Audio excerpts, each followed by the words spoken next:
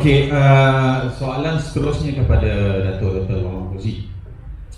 Ramai meletakkan Westminster sebagai rujukan utama sistem perundangan politik negara.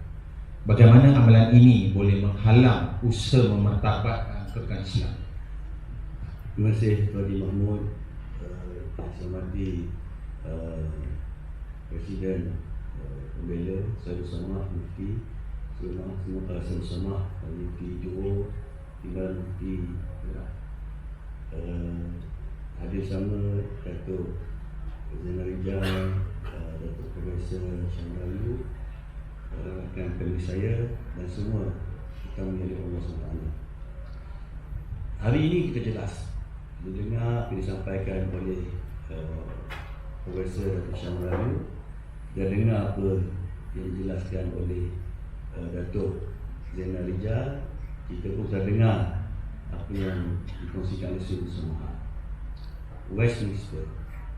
Hari ini cabaran besar kita.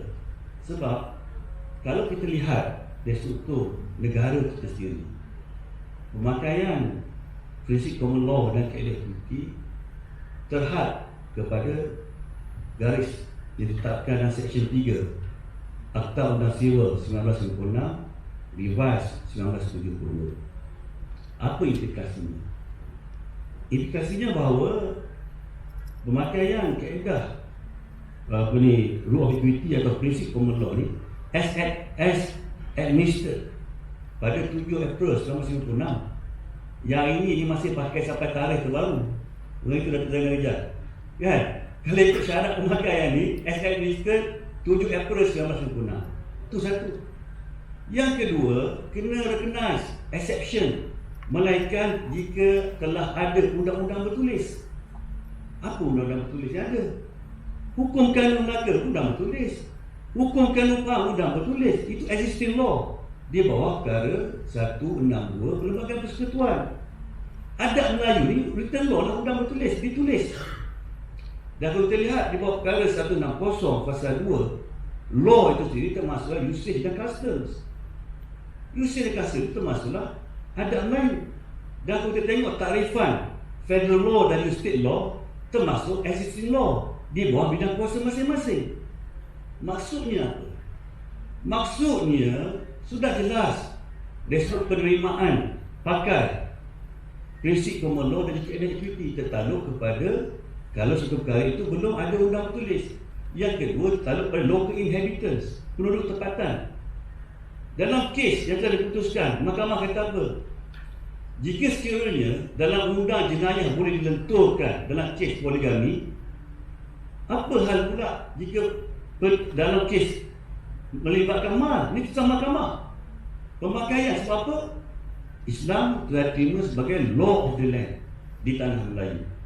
Dan dalam kes yang melibatkan orang Islam, tidak dikuasakan undang-undang poligami. Ini dalam kes. Dan yang ketiga, local circumstances. Apa maksud local circumstances? Keadaan-keadaan tempatan. Kedudukan Islam sebagai agama di negeri-negeri. Ini kita cakap semua mereka. Kedudukan raja sebagai ketua agama Islam, ketua pemerintah, akidah raja. Ini adalah local circumstances. Dan pemakaian prinsip common law dan kaedah equity tertakluk as deemed necessary with such qualification, tertakluk dengan keadaan-keadaan tadi dan setakat mana yang perlu saja. Sebab itu dalam kes Yat Kuan Seng, mahkamah memutuskan bahawa pemakaian undang-undang tertakluk kepada syarat-syarat tertentu, tidak boleh dipakai dengan secara bebas. Jadi apa implikasinya? Implikasinya bahawa undang-undang kita ni sama ada pentadbiran keadilan, sama ada prinsip kedaulatan, tidak lahir dari rahim Westminster. Tapi pada hari ini kita dimomokkan segala apa rujuk pada Westminster. Sedangkan undang kita sudah syarat jelas. Sebab itulah dalam kes Yat Kuan Seng, mahkamah memutuskan bersetuju dengan saranan peguam bahawa undang-undang Inggeris tidak pernah terpakai di tanah Melayu. Apa yang berlaku ialah penerimaan prinsip undang Inggeris yang didapati tidak membawa miscarriage of justice, kerana mereka percaya kepada natural justice sebagai panduan saja dan takluk kepada local circumstances. Jadi ini merupakan prasyarat kepada pemakaian common law dan juga kaedah equity. Jadi kalau beginilah sifatnya, bagaimana ada dakwaan mengatakan Westminster itu sebagai prinsip kedaulatan negara, atau perkara yang mesti dirujuk, atau perkara yang diasas kepada kenegaraan negara kita? Kita kena kembali balik kepada back to basics. Apa yang berlaku dan juga apa yang sebenarnya yang terkandung sistem perlembagaan kita. Pada hari kita lihat dah, Datuk Zainal Rijal pun setuju. Bukan setakat nak pindah perlembagaan, nak pindah akta pun susah. Ini kan pula nak pindah perlembagaan. So, ni option yang kita taruh bawah. Yang kedua, dari sudut perpindahan. Yang kedua, saya lupa dia ada dibangkitkan dalam kita punya perbincangan. Keadaan, keputusan, kehakiman yang ada pada hari ini, yang kita tidak lihat pada masa kasarnya, tidak memihak pada kita pada masa kasarnya. Jadi maksudnya apa? Kenapa kita lihat keputusan itu tidak berpihak pada kita? Kerana rakan-rakan kita, para peguam, berhujah dengan menggunakan kerangka sedia ada. Kedudukan Islam yang difahami hanya dalam bahagian negeri saja. Kita berkata Islam agama persekutuan. Seperti mana Datuk Seri cakap tadi dah, perlunya satu paradigma pemikiran baru. Kita kata Islam agama persekutuan, yang kita berjuang Islam agama negeri. Kita berjuang bukan untuk setakat mengarus perdanakan mahkamah syariah, tapi kita wajib mengarus perdanakan syariah itu sendiri dalam kerangka perlembagaan negara kita. Islam mempunyai kedudukan sebagai agama persekutuan, dan pada masa sama Islam juga merupakan agama bagi negeri. Dan ini merupakan peruntukan jelas. Tetapi pada hari ini yang kita dah berjuang, yang kita dah IQ, kita masih lagi menerima kerangka pemikiran yang ditinggalkan oleh sarjana kita, oleh para hakim kita yang terlatih dengan predikat Westminster. Itu masalah. Jadi saranan saya, kita tak boleh pakai dah kerangka ni.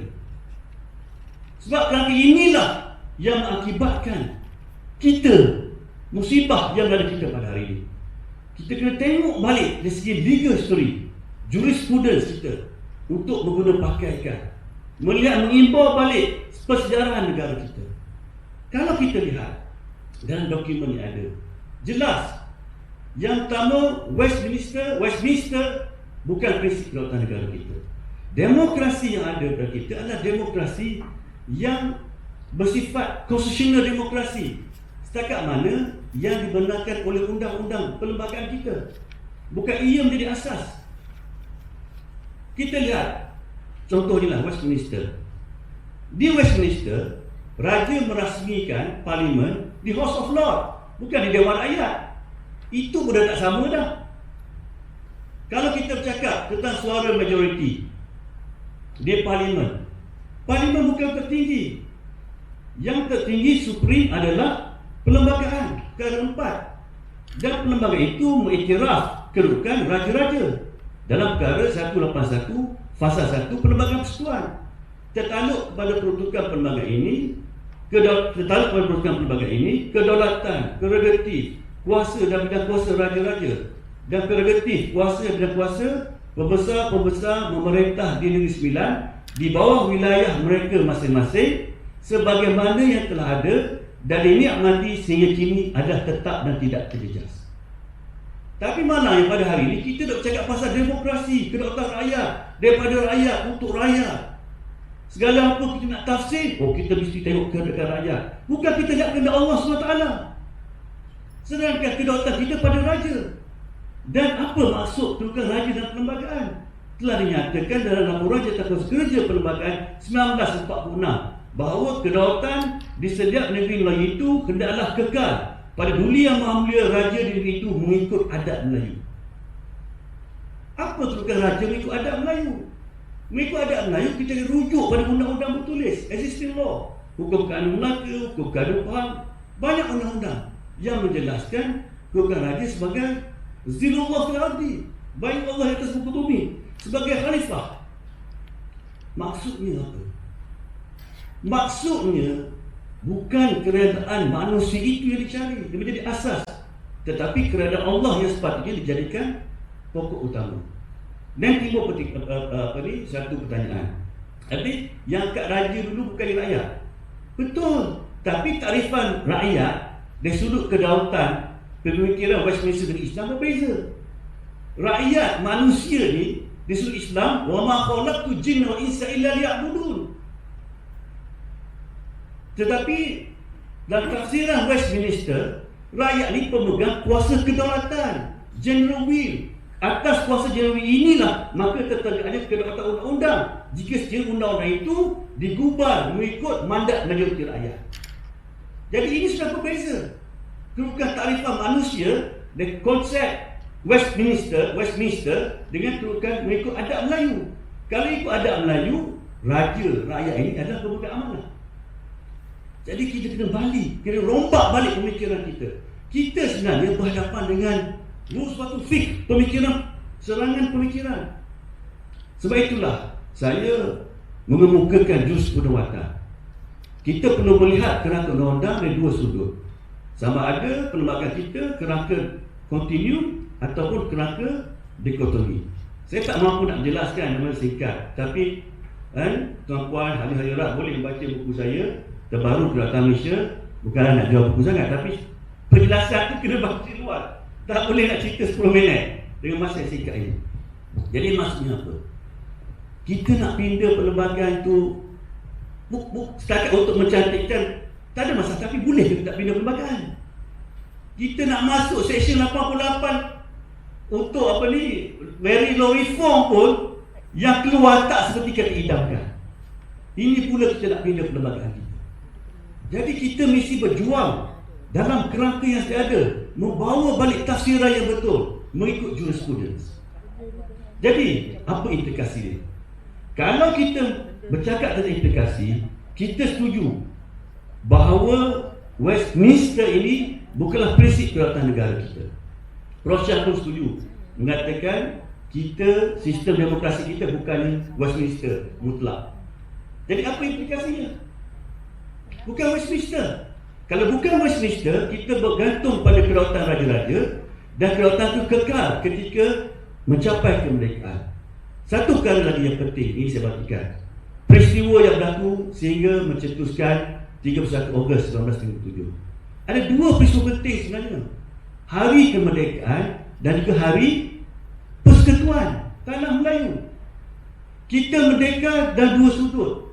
Pertama, Pulau Pinang dan Melaka merdeka daripada penjajahan British, bukan negeri Melayu.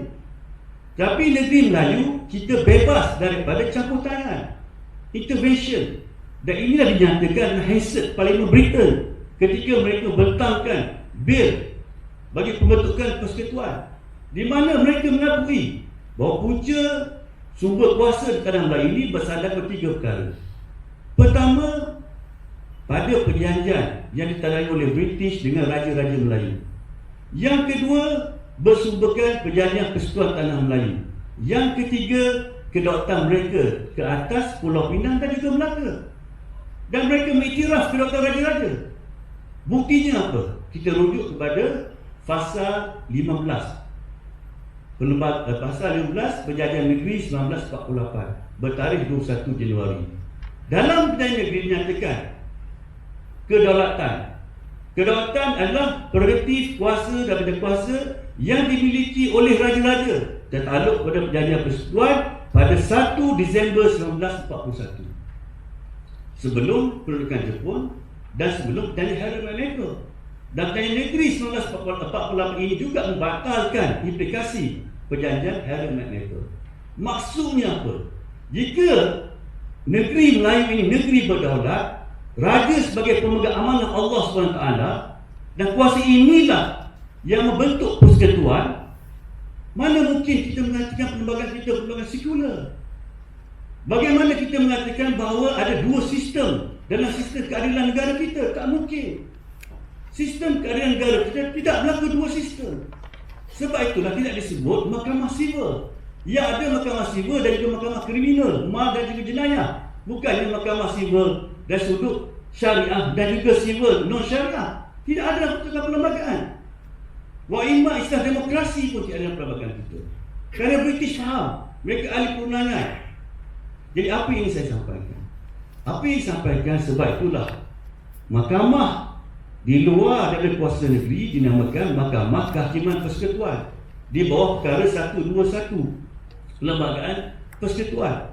Dan mahkamah syariah ini pula bukannya mahkamah yang ditubuhkan dengan kuat kuasanya Perlembagaan Persekutuan Tanah Melayu 1957, kerana mahkamah syariah telah wujud lebih awal daripada tahun 1957. Jadi bagaimana pula tiba-tiba kita lihat ada pandangan yang mengatakan kuasa kehakiman persekutuan ini inherent jurisdiction dia itu dibaca dengan kuasa Westminster, sedangkan kuasa yang ada pada mahkamah kehakiman persekutuan lahir daripada negeri. Jika negeri tidak memberi kuasa kepada mahkamah kehakiman persekutuan untuk punya jurisdiction dalam negeri, mereka nak bicara dekat mana? Jadi kita kena faham dari jurisprudence. Dan begitu juga apabila kita jelas bahawa kedaulatan dari raja-raja, raja-raja bersifat pemegang amanah. Sebab itu kita lihat yang Agung ada sumpah berjawatan. Wallahi wa billahi wa tallahi. Dan perkara 31 Islam sebagai agama persekutuan. Nah, ada pula orang kata perkara 34 tidak ada dalam peruntukan ini yang boleh mengurangkan nilai peruntukan. Apa maksudnya? Dia mengatakan peruntukan perkara 31 tidak mengurangkan peruntukan lain. Dia tak kata perkara 31 dia telah menjadi rendah dengan peruntukan yang lain. Apa maksud 3 pasal 4? Perkara 3 pasal 4 ini pun tafsirkan mengikut sejarah perundangan. Lahirnya perkara 5 hingga perkara 13, Fundamental Liberties. Inilah yang dinyatakan dalam laporan Suruhanjaya Reid. Yang mereka takut tu ialah fahaman yang meletakkan Islam sebagai theocratic state. Yang mereka faham, bukan kita faham. Ustaz Ismail Mina faham secara betul fitrah syariah, tapi Westminster dia faham lain. Jadi bila ada perkara 5 hingga perkara 13 dan mereka setuju meletak Islam sebagai agama persekutuan, ini asas dia. Yang kedua, kedudukan Islam di negeri-negeri.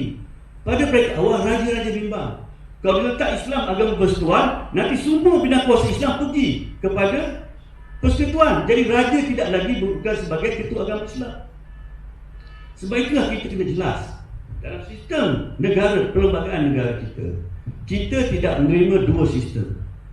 Sistem kehakiman persekutuan dan juga mahkamah syariah berada dalam sistem yang sama. Apa yang berlaku? Yang sebenarnya sistem ini telah ada setelah hari merdeka lagi. Di state pelaksanaan undang-undang jenayah, di state pelaksanaan undang-undang mal, di state pelaksanaan undang-undang peribadi Islam. Apabila British mencampuri tangan di negeri-negeri Melayu, bermula dengan kes yang melibatkan British subject, maka timbul joint court. Joint court ini yang berkembang yang menjadikan mahkamah kehakiman persekutuan pada hari ini. Tetapi sebelum hari merdeka sudah ada mahkamah orang Islam, sudah ada mahkamah qadhi, sudah ada mahkamah majlis dan mahkamah syariah. Dan mahkamah syariah bertukar nama. Sekejap dinamakan mahkamah orang Islam, sekejap dinamakan mahkamah magistrat satu, dan kembali pada mahkamah qadhi. Apa yang kita perlu jelas ialah bidang kuasanya melibatkan personal law Muslim. Sebab itu mahkamah syariah pada hari ini bidang kuasanya menyentuh personal law Muslim, bukannya menyentuh public law. Aspek public law telah diserahkan kepada pemerintahan persekutuan. Dan siapa yang serahkan? Raja-raja. Bukan rakyat, bukan kuasa demokrasi, bukan diserahkan oleh UMNO, oleh MCA, oleh MIC. Bukan. Rundingan yang berlaku adalah raja-raja. Sejauh mana raja-raja bersetuju untuk beri kuasa bagi pembentukan sebuah central government yang kuat. Ini secara perundangan. Sebab itulah sah tak sah perjanjian tertakluk kepada persetujuan raja-raja. Kita ada bekas setakat Lurid dibawa Working Parties Committee dan dibawa balik kepada negeri-negeri melalui enactment sehingga diperkenalkan oleh raja-raja. Asas ini yang kita ketahui. Dan begitu jugalah peranan MTI pada hari ini. Kalau kita lihat Islam dari aspek personal law ni dia ada di bawah enactment masing-masing. Di bawah Akta Pentadbiran Islam Wilayah Persekutuan, kerana dalam perlembagaan for the purpose of wilayah persekutuan, dia adalah negeri dalam perlembagaan. Sebab itu kita lihat, walaupun kita ada Majlis Agama Islam Wilayah Persekutuan, tapi dia bertindak sebagai negeri. Kalau kita nak perlukan yang dia buat Tuan Agong, kuasa Islam itu bukan kuasa bersifat personal Muslim saja, tapi kuasa baginda meliputi Islam di bawah perlembagaan, Islam sebagai agama persekutuan dan Islam sebagai agama negeri di wilayah persekutuan. Dan baginda juga merupakan ketua agama di negeri yang tidak beraja. So apa signifikasi MKI di sini? Di sinilah sepatutnya perlu ada undang-undang yang regulate bahawa MKI ialah suatu badan Islam yang menasihati Duli Yang Maha Mulia Sri Perdana Menteri Agong dan public law Muslim untuk memastikan perjalanan parlimen, perjalanan eksekutif, perjalanan keadilan berlandaskan syariah compliance. Sebab Majlis Islam Mawid dari sudut wilayah Islam sebagai sebuah negeri. Dan pada hari ini tidak orang boleh, siapa yang boleh percaya ke MKI. Sebab dia merupakan badan perundingan. Dia bukan badan eksekutif. Badan perundingan yang beri nasihat pada negeri-negeri dan sudut keseragaman. Kita lihat di bawah perkara 76 boleh diadakan kesamaan dari sudut undang-undang untuk mengadakan uniformity undang-undang, tetapi hendak dibawa kepada negeri dan ia menjadi undang-undang negeri. Tapi parlimen boleh ubah tetapi pada adoption. Jadi apa maksudnya di sini? Kita kena kembalikan Islam yang sebenarnya kita warisi daripada hari sebelum merdeka. Jika kita meletakkan Islam sebagai bidang kuasa negeri semata-mata, sebenarnya kita sendiri telah mewarisi pemikiran Westminster, kita sendiri meneruskan warisan penjajah. Sedangkan simple saja, dalam keputusan tentang kuasa pemasyuran hari kemerdekaan dinyatakan bahawa bendera Union Jack tidak pernah di-raise di tanah negeri Melayu. Sebab itu tidak perlu diturunkan. Sebab itu perayaan hari kemerdekaan dibuat di Melaka, bukan di negeri Melayu. Ini satu cukup, simple saja, tak tengok dokumen lagi. Jadi kita bawa naratif yang sebenar, betulkan pemikiran kita mesti tegakkan. Perjuangan kita bukan setakat kita nak rasakan mahkamah syariah, tapi kita mempunyai asas dari sudut falsafah perundangan bahawa undang-undang persekutuan hendaklah berasaskan kepada syariah compliance. Dan saya nak bawa satu, mesti ada 1 minit, Haji. Kes apa ni?